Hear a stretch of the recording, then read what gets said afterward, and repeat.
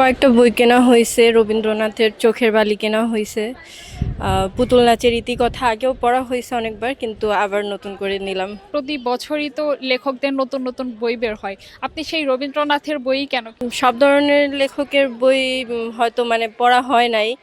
রবীন্দ্রনাথের বই পড়া হয়েছে, হুমায়ুন আহমেদের বই পড়া হয়েছে। এই জন্য যেসব লেখকের বই পড়া হয়েছে মানে ইচ্ছা হয় আবার ওই সব লেখকের বই পড়ি। প্রত্যেক বছরের বইমেলা থেকে এবছরের বইমেলাটা তো একটু ব্যতিক্রমী হলো। তো এই বছর বইমেলাটা কেমন লেগেছে? ভালো লেগেছে। প্রত্যেক বছরই ভালো লাগে। প্রত্যেক বছর ২১শে ফেব্রুয়ারি উপলক্ষে আসা হয় বইমেলায়। এইবার যেহেতু রমজান একটু অন্যরকম ছিল। আর অনেক পাঠক সব সময়ের মতো। আর এইবার নতুন লেখক অনেক দেখলাম, যে লেখকরা অনেক উৎসাহিত হচ্ছে। আর লেখকদের উৎসাহ দেখে হয়তো পাঠকদের উৎসাহ বাড়তেছে বই পড়ার।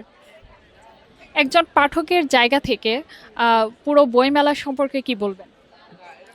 আসলে বইমেলাটা প্রতি বছর হওয়া উচিত, কারণ এখনকার যে সময় আস্তে আস্তে বই পড়ার আগ্রহটা মানে মানুষের মধ্যে থেকে চলে যাচ্ছে।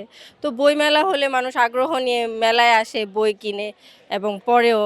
এটা ভালো। বাইরের একটা কোশ্চেন করতে চাই, সেটা হচ্ছে যে আপনার রূপের রহস্যটা কি? এই যে বই পড়া আর মেলা ঘোরা।